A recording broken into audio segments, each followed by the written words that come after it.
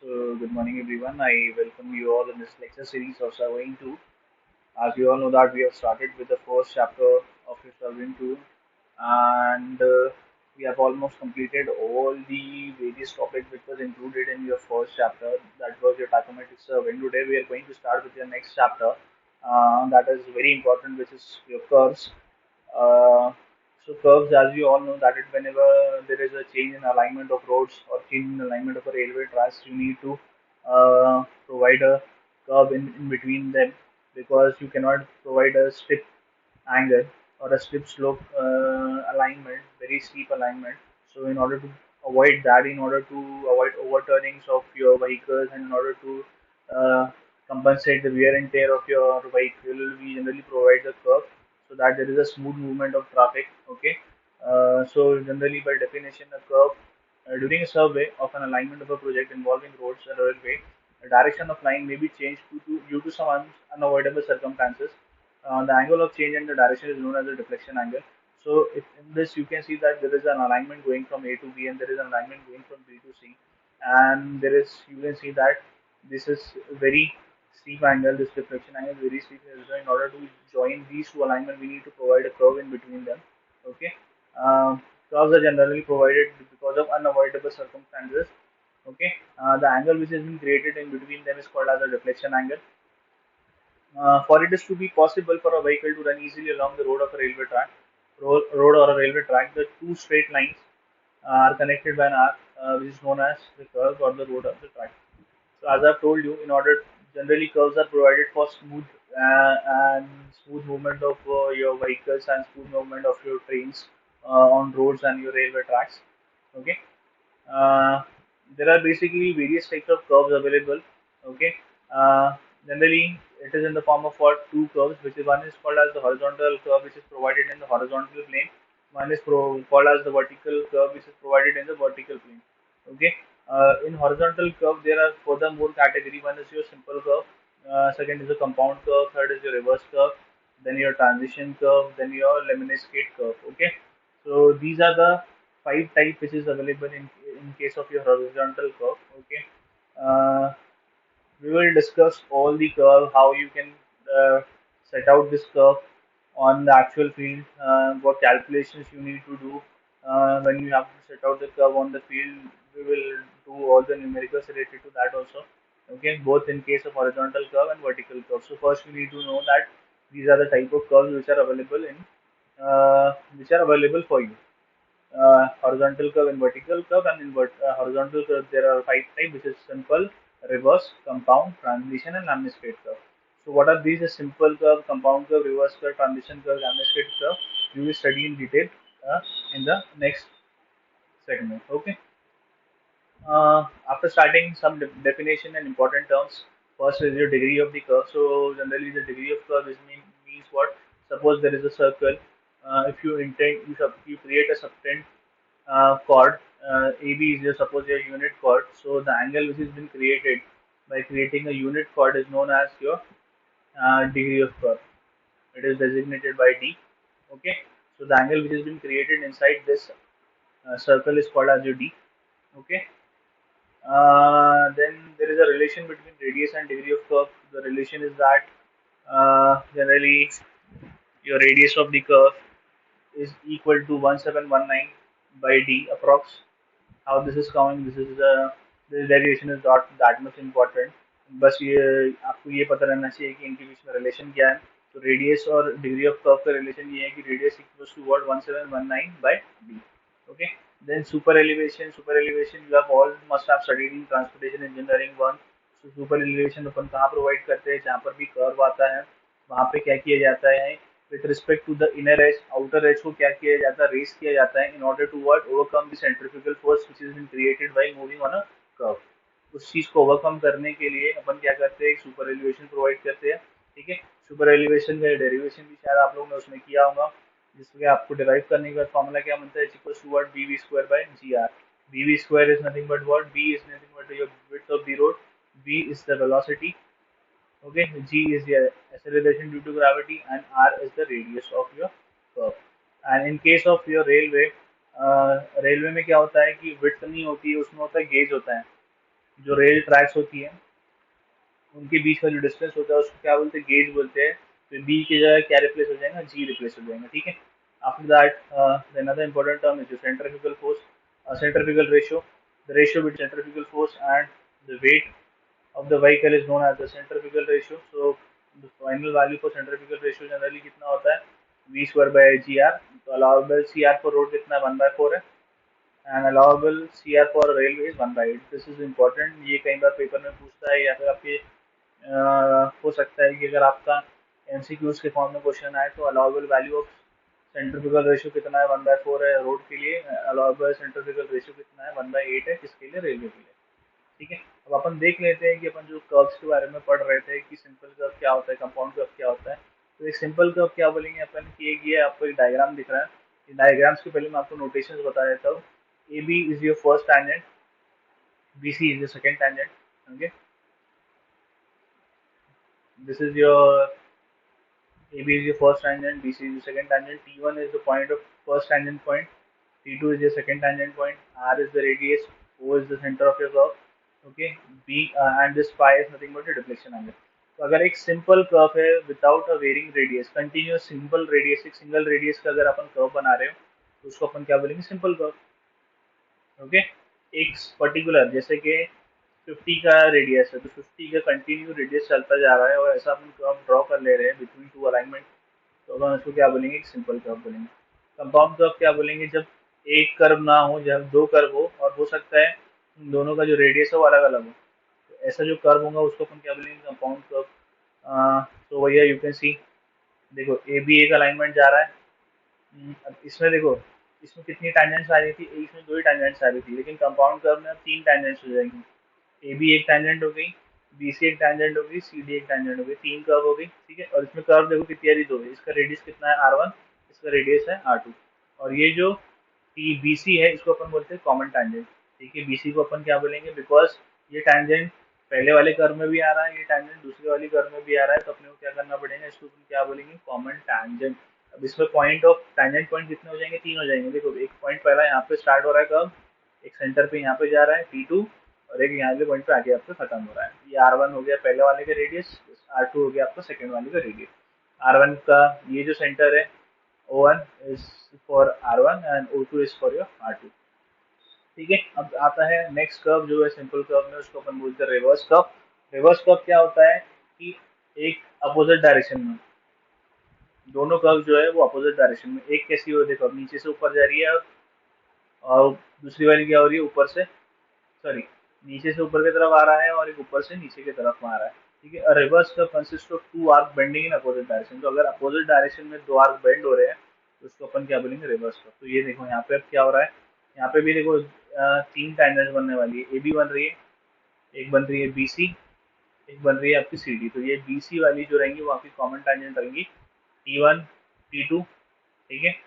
और ये लास्ट वाला जो पॉइंट आएगा आपका T2, इसका रेडियस R1 है, इसका रेडियस जो है R2 है, ठीक है।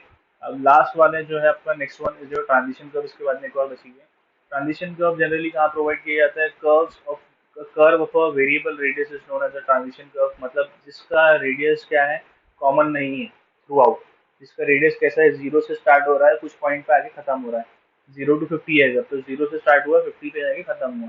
तो ऐसा जो कर्व है जिसका रेडियस जो है कम, जैसे जैसे वो मूव करता है वैसे वैसे वो वेरी कर रहा है, तो उसको अपन क्या बोलेंगे, ट्रांजिशन कर्व बोलेंगे, ठीक है। तो ट्रांजिशन कर्व जनरली कहाँ प्रोवाइड किया जाता है, at the ends of the railway tracks. आपका जो कर्व होते हैं, स्पाइरल कर्व वगैरह होते हैं, तो देखो अगर ये ऐसी एक कर्व है, सर्कुलर कर्व, उसको परफेक्टली ज्वाइन करने के लिए अलाइनमेंट से अपन क्या कर रहे हैं, बीच में ट्रांजिशन कर्व प्रोवाइड कर रहे हैं, ये साइड भी अपन क्या कर रहे हैं, ट्रांजिशन कर्व प्रोवाइड कर रहे हैं for smooth transition of what vehicle, smooth transition of your radio of your train, ठीक है। उसके लिए अपन क्या प्रोवाइड कर रहे हैं, ट्रांजिशन कर्व प्रोवाइड कर रहे हैं। तो होप ये डायग्राम से आपको क्लियर होगा कि एक सर्कुलर कर्व है, उसको अलाइनमेंट से ज्वाइन करने के लिए अपन क्या कर रहे हैं, वेरिंग रेडियस वाला कर्व ज्वाइन कर रहे हैं। यहाँ पर भी एक वेरिंग रेडियस वाला कर्व ज्वाइन कर रहे हैं अपन। ये जो वेरिंग रेडियस वाला कर्व है इसको अपन क्या बनेंगे, ट्रांजिशन कर्व, इसको भी अपन क्या बनेंगे, ट्रांजिशन कर्व, ओके, सिंपल। अब आता है लैमनेस-स्केट कर्व। तो लैमनेस-स्केट कर्व अपन किसको बोलेंगे, lemniscate curve is simple similar to transition curve, it is generally adopted in, तो आपका it is also varying radius curve, ये भी एक वेरिंग रेडियस ऑफ कर्व भी होता है जिसमें आपका जो रेडियस है कम्प्लीटली वेरी करता है। ठीक है, ये यहाँ जनरली कहाँ पे अडॉप्ट करा जाता है, in the cities roads where the deflection angle is large, जहाँ पे बड़ा डिफ्लेक्शन एंगल आ रहा है वहाँ पे ऐसी जगह पे अपन उसको अपन यूज करने वाले हैं। ठीक है, तो ये 5 टाइप की कर्व्स है। ठीक है, अब उसके नोटेशंस कुछ बहुत ज़्यादा इंपॉर्टेंट हैं, ये नोटेशंस आपको पता रहना चाहिए कि नोटेशंस क्या है, किसको अपन क्या बोलते हैं, ये सारी चीज़ें आपको पता रहना चाहिए कर्व्स के बारे में, तभी आपको सारी चीज़ समझ में आएंगी। अदरवाइज आपको कुछ भी समझ में नहीं आएगा कि कौन सी चीज़ को अपन क्या बोल रहे हैं। ठीक है, A B and B C are known as the tangents of the curves. तो यहाँ पे अभी मैंने आपको बताया था, दिस इज योर डायग्राम। तो यहाँ पे ए बी जो दिख रहा है, यहाँ से ए से लेके यहाँ तक का जो पॉइंट है ए बी, और ये बी सी, इसको अपन क्या बोलते हैं, tangents ऑफ द कर्व। बराबर, B is known as the point of intersection. तो ये जो पॉइंट पे आज दोनों भी अलाइनमेंट जाके मिल रहे हैं उसको अपन क्या बोल रहे हैं, पॉइंट ऑफ इंटरसेक्शन। ठीक है, next, the angle phi is known as the deflection angle. ये तो अपन ने पहले ही पेज पे पढ़े कि ये जो एंगल बन रहा है इन दोनों अलाइनमेंट के बीच में, इसको अपन क्या बोलते हैं, phi, which is nothing but your deflection angle. इसको अपन क्या बोल रहे हैं, डिफ्लेक्शन एंगल। बराबर, उसके बाद next, the angle I is called as the angle of intersection. अब देखो, यहाँ अंदर भी एक एंगल बन रहा है। ठीक है, ये अंदर जो एंगल बन रहा है उसको अपन क्या बोलेंगे, I, which is nothing but your angle of intersection. Okay, which will be what, 180 minus your five. उससे आपको क्या निकल जाएगा, आई निकल सकता है। T1 and T2 are known at the tangent points. ठीक है, तो tangent लाइन हो गई, तो अब tangent पॉइंट्स कौन से हो गए, T1 यहाँ से स्टार्ट हो रही है आप, और T2 वाले पॉइंट पे आपकी जो कर्व आके खत्म हो रही थी, इसको अपन क्या बोल रहे हैं, tangent points. T1 and T2 are called as the tangent points. ठीक है, distance BT1 and BT2 are known as the tangent length. हाँ, यहाँ से लेके B से लेके T1 तक का जो डिस्टेंस है और B से लेके T2 तक का जो डिस्टेंस है उसको अपन क्या बोलेंगे, tangent लेंथ। ठीक है, BT1 से लेके B22 तक का डिस्टेंस जो है उसको अपन क्या बोलते हैं, tangent लेंथ। ठीक है, अब नेक्स्ट पॉइंट क्या बोल रहा है, when the curve deflects to the right it is called as the right hand curve, and when it deflects to the left it is called as the left hand curve. तो simple है, अगर curve right की तरफ जा रही है तो उसको राइट हैंड कर्व बोलेंगे, लेफ्ट की तरफ जा रही है तो उसको लेफ्ट हैंड कर्व करेंगे। ठीक है, नेक्स्ट देख लेते हैं, A B is called as the rear tangent and B C is called as the forward tangent. अब जो पहली वाली है उसको अपन क्या बोलेंगे, रियर टैंजेंट। पहली वाली जो टैंजेंट है उसको अपन क्या बोलेंगे, rear tangent, and this is called as the forward tangent. Okay, the straight line T1 D T2 is known as the long chord. अब देखो यहाँ पे एक स्ट्रेट लाइन भी बन रही है, T1 D एंड T2, ये जो स्ट्रेट लाइन बन रही है सिंगल ऐसी, यहाँ से लेके यहाँ तक की जो distance, T1 D T2 is called as the tangent length of the chord, sorry, is known as the straight line T1 D and T2 is known as the long chord, इसको अपन long chord बोल रहे हैं। ठीक है, और next वाला point क्या बोल रहे हैं, T1 E T2 is said to be length of the curve। अब ये जो एक कर्व भी फॉर्म हो रहा है यहाँ पे, T1 ये वाला जो पॉइंट है इसको अपन E बोल रहे हैं। तो यहाँ पे जो कर्व आ रही है, ये जो कर्व बन रही है T1 E T2 is called as the length of the curve, उसको अपन क्या बोलेंगे, लेंथ ऑफ द कर्व। ठीक है, नेक्स्ट पॉइंट देख लेते हैं, mid point E of the curve is known as the apex or the summit of the curve। तो ये जो पॉइंट आ रहा है पॉइंट E, इसको अपन क्या बोल रहे हैं, apex और the summit of the curve, मतलब जो टॉप मोस्ट पॉइंट है उसको अपन अपेक्स पॉइंट बोलते हैं। Distance B is known as apex distance. तो जो डिस्टेंस है फ्रॉम B टू E, देखो B वाला पॉइंट यहाँ है, B से लेके E तक का जो डिस्टेंस है उसको अपन क्या बोल रहे हैं, अपेक्स डिस्टेंस और एक्सटर्नल डिस्टेंस। और D से E तक जो डिस्टेंस है उसको बोलते हैं versine of the curve. D से लेके ये D है, ये E है, इसको अपन क्या बोलेंगे, versine of the curve. Okay, then R is called as the radius, ये तो पता है आपको, R रेडियस है। T1 T1 O T2 ये जो एंगल बन रहा है अंदर में, ये किससे इक्वल होने वाला है, it will be equal to ये डिफ्लेक्शन एंगल। जितना डिफ्लेक्शन एंगल बन रहा है उतना ही ये आपका एंगल अंदर में बनेगा। ठीक है, अगर उसको दो पार्ट में डिवाइड कर रहे हैं तो क्या हो जाएगा, 5/2। ठीक है, T1 is known as the beginning of the curve और the point of the curve, and T2 is known as the point of tangency. T2 को अपन पॉइंट ऑफ टेंजेंसी बोलते हैं, and this is called as the beginning point. ठीक है, तो ये सारे नोटेशंस है जो आपको पता रहना चाहिए कर्व्स के बारे में before starting the chapter, because ये सब न्यूमेरिकल्स में काम आने वाले हैं। ठीक है, अब अगर अपन देख ले, पहले प्रॉपर्टीज देख ले कि अपने को कौन सी प्रॉपर्टीज अपने कर्व के लिए काम आने वाली है, तो वो अपन देख लेते हैं। कम से कम एक एक पार्ट देख लेते हैं, एक आध न्यूमेरिकल कर लेते हैं, उसके बाद में अपन उसको एंड अप करेंगे यहाँ पे। फिर उसके बाद नेक्स्ट चैप्टर अपन नेक्स्ट वाला टॉपिक स्टार्ट करेंगे, ठीक है। तो पहले अपन प्रॉपर्टीज देख लेते हैं कि कौन सी प्रॉपर्टीज की जरूरत पड़ने वाली है अपने को कैलकुलेट करने के लिए या फिर सेट आउट करने के लिए। अगर सिंपल कर्व अगर अपन कर रहे हो तो अपने को पहले सबसे पहले एंगल ऑफ इंटरसेक्शन कैलकुलेट करना पड़ेगा, ठीक है। तो एंगल ऑफ इंटरसेक्शन मैंने बताया कि 180 माइनस आई करेंगे आप, तो आपको क्या मिल जाएगा 5, ठीक है। तो एंगल ऑफ इंटरसेक्शन, अगर एंगल ऑफ इंटरसेक्शन गिवन है, मतलब क्या बोल रहा है कि ये अंदर का एंगल अगर गिवन है, ये कैलकुलेट करना है, तो कैसे करेंगे, 180 माइनस आई कर दो तो 5 निकल जाएगा, सिंपल है। If radius is not given, degree of curve is given, तो रेडियस को मैंने बताया था कि रेडियस की अगर रिलेशन क्या है 1719 बाई डी, ये रिलेशन है अपने पास रेडियस कैलकुलेट करने का अगर डिग्री ऑफ कर्व दिया हुआ है तो, ठीक है। Next is your what, length of tangent length BT1 BT2 की जरूरत पड़ने वाली है। BT1 और BT2 कैसे निकलने वाला है, R10 5/2। अभी R10 5/2 कैसा आता है कि ये आपका एक डायग्राम बना हुआ है, ये डायग्राम है, ये आपका ट्राइंगल बन रहा है, ठीक है। इसमें आप tan थीटा अप्लाई करके देखो, tan थीटा जब अप्लाई करोगे तो आपका फॉर्मूला क्या निकल के आएगा, R10 5/2, ठीक है।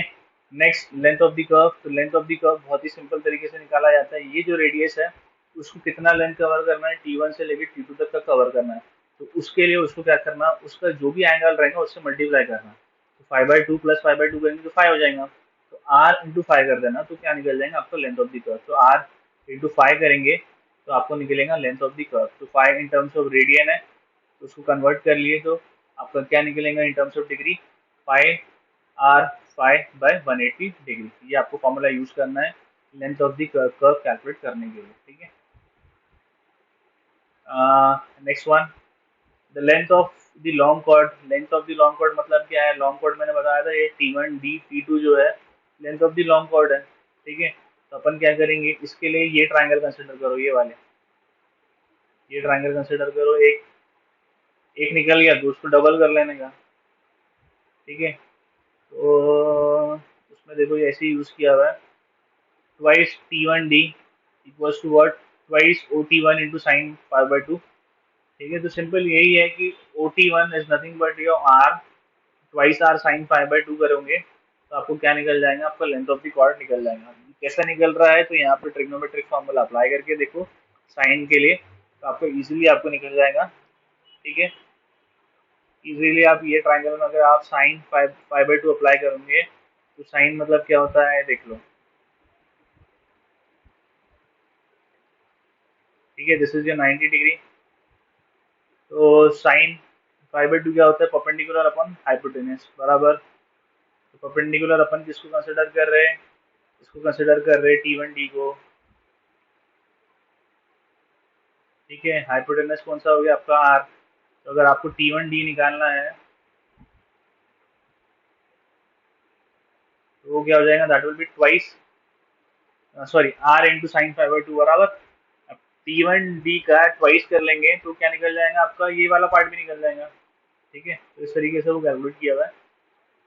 अपेक्स डिस्टेंस, अब अपेक्स डिस्टेंस कैसे निकालेंगे, अगर अपने पास टोटल डिस्टेंस बी अवेलेबल है, सॉरी OB अवेलेबल है, तो देखो बी आपको निकालना है, कहाँ से कहाँ तक का, बी से लेके ई निकालने का है। तो अपने पास क्या डिस्टेंस अवेलेबल होने वाली है, अपने पास OB का डिस्टेंस अपने पास अवेलेबल रहने वाला है, माइनस OB कर लो तो आपको क्या निकल जाएगा,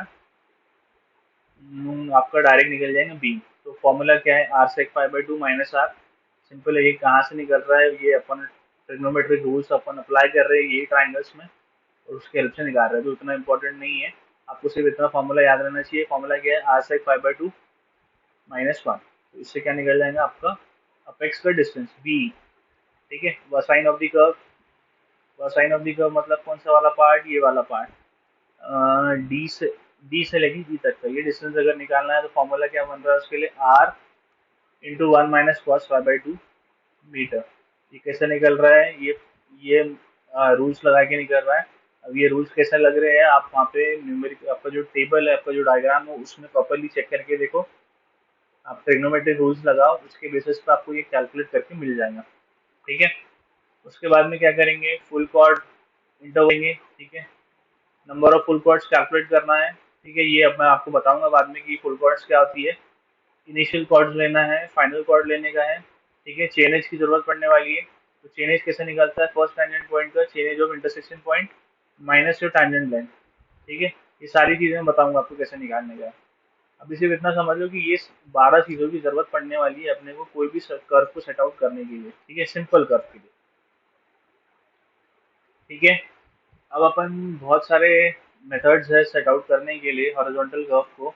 तो हॉरिजॉन्टल कर्व को सेट आउट करने के लिए we have around 4 methods with the help of chain and tape. देखो, चेन और टेप की हेल्प से भी कर सकते हो या तो थ्रेडोलाइट की हेल्प से भी कर सकते हो। तो सबसे पहले अपन कौन सा मेथड देखने वाले हैं, जहाँ पे अपन चेन और टेप यूज करने वाले हैं। ठीक है, अब उसमें 4 मेथड आते हैं, टेकिंग ऑफसेट्स और ऑर्डिनेट फ्रॉम लॉन्ग कॉर्ड। ठीक है, taking offset from the chord produce, successfully bisecting the arc and taking the offset from the tangent।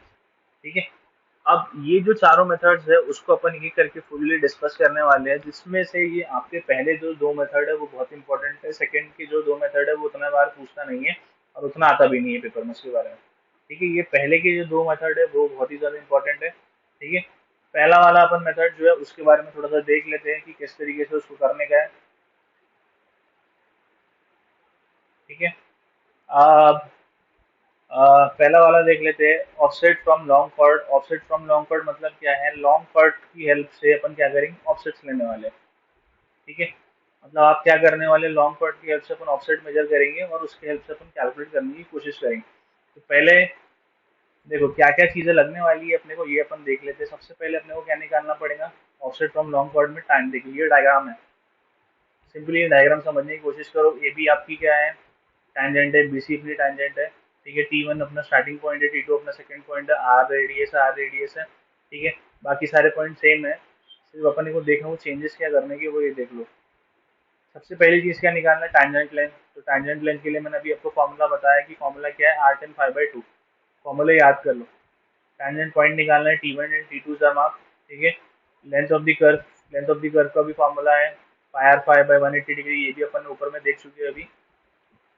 ठीक है, नेक्स्ट चीज the chainage of T one. Chainage of T one निकालना है, T one पे क्या chainage आ रही है, टी टू पे क्या चेनेज आ रही है वो निकालना है।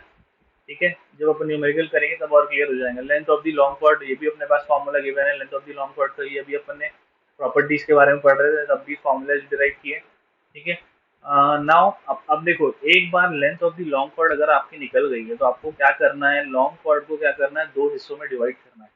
2 पार्ट में अपन क्या कर रहे हैं, उसको डिवाइड कर रहे हैं। ठीक है, एक होगा आपका लेफ्ट हैंड साइड, एक होगा आपका राइट हैंड साइड। ठीक है, सबसे पहली चीज अपन क्या निकालेंगे, सेंटर वाले पॉइंट का जो डिस्टेंस है इसको निकालेंगे। ये जो पहला पॉइंट है डी से लेके ई तक, ये डिस्टेंस अपन निकालेंगे, इसको अपन बोलते हैं मिड ऑर्डिनेट। ठीक है, अब ये आ कैसे रहा है उसको जाने दो, अभी फिलहाल उतना इंपॉर्टेंट नहीं है बिकॉज आपके पेपर में अभी कोई डेरिवेशन आने नहीं वाले हैं। ठीक है, सिंपल आपको सिर्फ ये फॉर्मूला याद होना चाहिए कि मिड ऑर्डिनेट कैलकुलेट करना है। तो मिड ऑर्डिनेट करने के लिए अपने पास फॉर्मूला क्या है, R minus R square by L by two. ठीक है, R is nothing but your radius और यहाँ पे अपन लेंथ इसकी यूज करने वाले, length of your long chord. ठीक है, तो मिड ऑर्डिनेट निकालना है तो उसके लिए फॉर्मूला क्या है, R minus R square by R sorry R minus under root of R square minus L by two the whole square. ठीक है, अब एक बार आपका अगर मिड ऑर्डिनेट निकल गया, ठीक है, तो मिड ऑर्डिनेट निकल गया। ठीक है, मिड ऑर्डिनेट निकलने के बाद अपन क्या करेंगे, अब कुछ पॉइंट्स अपन कंसिडर करने वाले हैं, जैसे कि अपन सपोज ये हो गया अपना जीरो वाला पॉइंट। सपोज आपकी जो लॉन्ग कॉर्ड आ रही है वो 100 मीटर की आ रही है। ठीक है, आपने जब डिवाइड किया उसको बाई टू तो क्या होगी, 50-50 मीटर में डिवाइड होगी। ठीक है, अब अपन जब सेंटर पे से निकाल रहे हैं तो अपन क्या अज्यूम कर रहे हैं कि उसका जो चेंज है वो कितना है, जीरो। अपन सेकंड पॉइंट अज्यूम करेंगे कि वो डिस्टेंस कितने पे आएगा, 5 पे। दूसरे वाले को अपन अज्यूम कर रहे हैं कि वो डिस्टेंस पे कितना है, 10 पे। 5-5 मीटर के इंटरवल पे अपन क्या कर रहे हैं, डिस्टेंस निकालने वाले हैं। ये मतलब ऐसा वर्टिकल हाइट निकालेंगे। ठीक है, तो ऑब्वियसली बात है जो सेकंड वाला रहेगा, बिकॉज ये टॉप मोस्ट पॉइंट है कर्व का, तो सेकंड वाला जो पॉइंट आएगा इससे कम ही आएगा। थर्ड वाला जो पॉइंट आएगा इससे कम आएगा। फोर्थ वाला पॉइंट है वो इससे भी कम आएगा। ठीक है, इस बेसिस पे अपने को ऐसा कैलकुलेट करके निकालना है। तो ओ एक्स मतलब क्या हुआ, अगर 5 के लिए निकाल रहे तो वो क्या हो जाएगा, O5। अगर ओ 10 मीटर के लिए निकाल रहा तो वो कितना हो जाएगा, O10। तो ओ एक्स मतलब क्या, एक्स की जगह अपने को ले लेना अपने इंटरवल्स। तो ये डिराइव कैसे हुआ उसको जाने दो अभी, ये आपके लिए इम्पोर्टेंट है, लेकिन जब जब आपका थेरोटिकल पेपर हो रहा हो, अगर नहीं हो रहा है अदरवाइज उतना इंपॉर्टेंट नहीं है, बिकॉज अपने को न्यूमेरिकल अपने एमसीक्यूज के फॉर्म में आने वाले हैं। तो उसमें सिर्फ आपको ये फॉर्मूला याद रहना चाहिए, R square under root of R square minus X square minus R minus O. तो ये सारे टर्म्स सबको पता है, आर रेडियस पता है, एक्स जो है अपन वो अपने हिसाब से ले रहे हैं 5 10 15 20 आपके हिसाब से आपको लेना है। आर रेडियस है और ओ इज नथिंग बट ये मिड ऑर्डिनेट जो अपन ने ऊपर से निकाले। तो अपन जैसे ही इसका न्यूमेरिकल करेंगे तो आपको और क्लियर हो जाएगा कि इसको किस तरीके से करना है। ठीक है, तो अपन पहला न्यूमेरिकल इसका कर लेते हैं। ठीक है, और उसको फिर सेट आउट कैसे करते हैं फिर मैं बताता हूँ आपको। यहाँ पे क्वेश्चन देखो, two tangents A B and B C intersect at a point B at a chainage of 150 metre. देखो ए बी दिया हुआ है, बी सी दिया हुआ है, दो टांजेंट से सेंटर वाला जो पॉइंट है उसका चेन एज दिया हुआ है 150 में। ठीक है, ये इंपॉर्टेंट है 150। Calculate all the necessary data for calculating circular curve of radius 100 metre. तो हमारे पास रेडियस की वैल्यू 100 मीटर। डिफ्लेक्शन एंगल कितना बोल रहा है, 30 डिग्री। ये डिफ्लेक्शन एंगल 30 डिग्री का है। और मेथड कौन सा यूज करने वाला है, ऑफसेट फ्रॉम लॉन्ग कॉर्ड। तो ये मेथड इंपॉर्टेंट है, हमेशा जितने बार क्वेश्चन आएगा वहाँ पे ये चीज बहुत इंपॉर्टेंट है कि कौन सा मेथड बोला गया है। बिकॉज आपने अगर मेथड कोई और बोला है, आपने फॉर्मूलेस कोई और लगा दिए तो आपके क्वेश्चन हो गया गलत। ठीक है, आप देखो सबसे पहली चीज यहाँ पे अपन ने डिस्कस किए, सबसे पहली चीज क्या निकालना था अपने को, length of your tangent length. सबसे पहली चीज निकालना था टैंजेंट लेंथ। तो टैंजेंट लेंथ के लिए अपने पास फॉर्मूला क्या अवेलेबल है, R tan five by two. तो यहाँ पे अपने पास रेडियस गिवन है 100। ठीक है, एंगल गिवन था अपने पास फाइव 30 डिग्री का, उसको डिवाइड बाई टू करेंगे तो अपने पास टैंजेंट लेंथ कितनी निकल के आ रही है, 26.79। ठीक है, तो 26.79 कौन सा हो गया, यहाँ से लेके बी टी वन और यहाँ से लेके यहाँ तक का बी टी टू। ठीक है, अब चेंज निकालना है टी वन का। तो चेंज ऑफ टी वन मतलब कैसे निकलेगा, देखो अपने पास पॉइंट बी का चेंज है 150.5।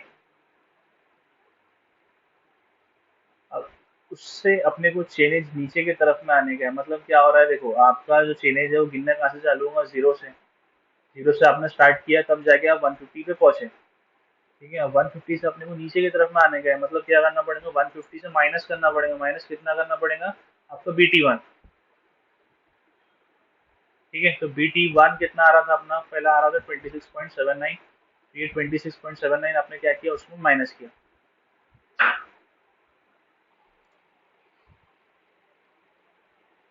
अब इसमें देखो आपने क्या किया, फर्स्ट वाली जो टैंजेंट लेंथ है इसमें अपन ने बी टी वन को माइनस किया 150.5 में से।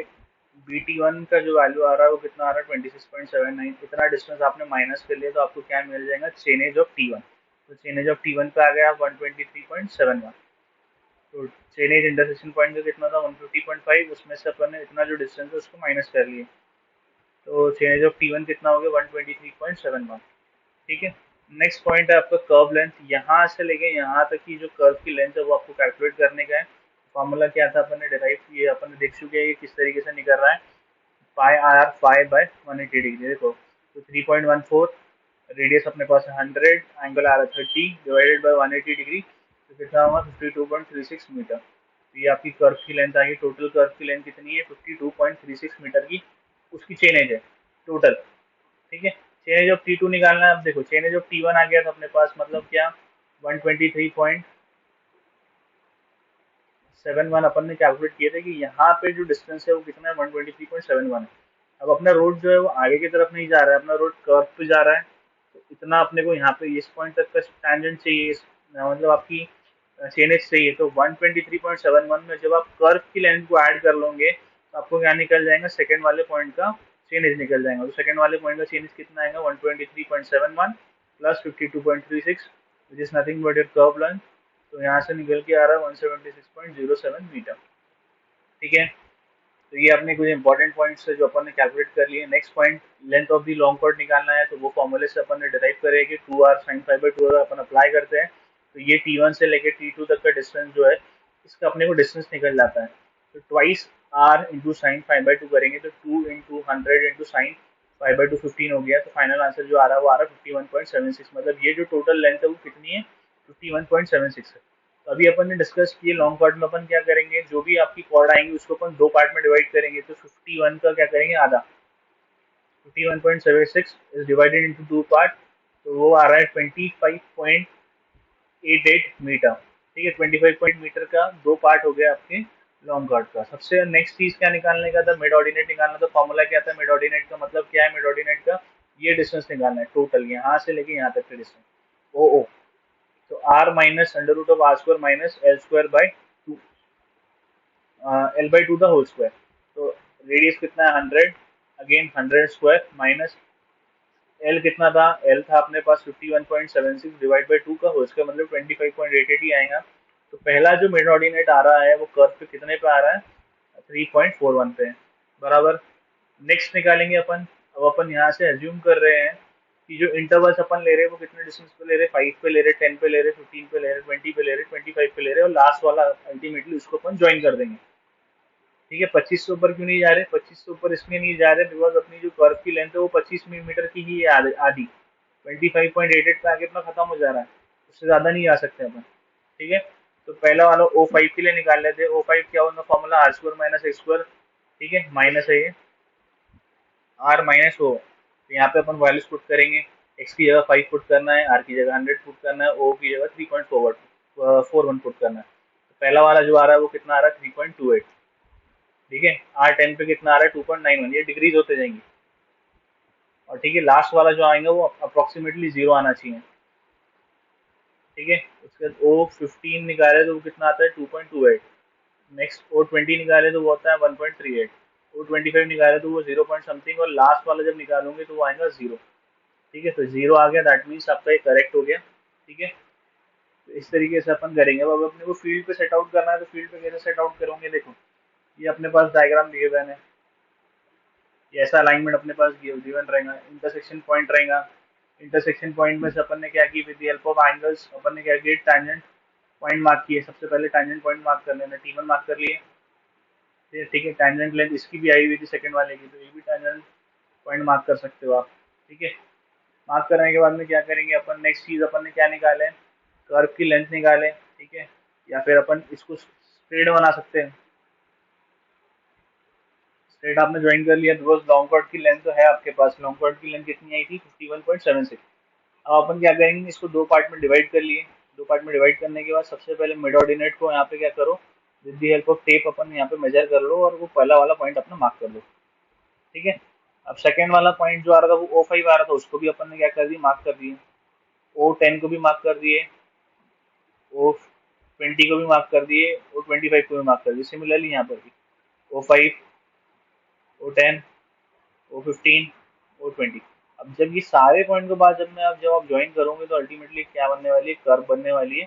तो this is how you set out a curve with the help of what, your long chord method. ठीक है, तो इस तरीके से लॉन्ग कॉर्ड मेथड अपन यूज करेंगे और आपकी जो कर्व है उसको सेट आउट करेंगे। ठीक है, तो ये आपका पहला मेथड है, this is your long chord method.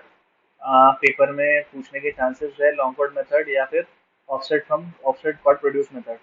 ठीक है, तो दोनों के तरीके अलग है। देखो स्टार्टिंग की जो चीज़ है वो तो सभी की सेम है, कम से कम ये जो 5 स्टेप्स है वो तो सभी के लिए सेम है, 4 या 5 स्टेप। चेंजेस कहाँ होते हैं, ये जो ऑर्डिनेट्स निकाल रहे हैं इसमें चेंजेस करना पड़ता है, बाकी जो चीज़ें होती है वो सारी कर्व में सेम होती है। ठीक है, तो अब यहाँ पे खत्म करते हैं, फिर बाकी का जो चीज़ें है वो नेक्स्ट क्लास में देखेंगे। नेक्स्ट क्लास में अपन जो सेकेंड वाला मेथड है, your offset from chord produce method, इससे रिलेटेड न्यूमेरिकल देख लेंगे। ठीक है, और ये दोनों मेथड्स के बारे में भी थोड़ा सा डिस्कस कर लेंगे और उसको फिर खत्म करेंगे।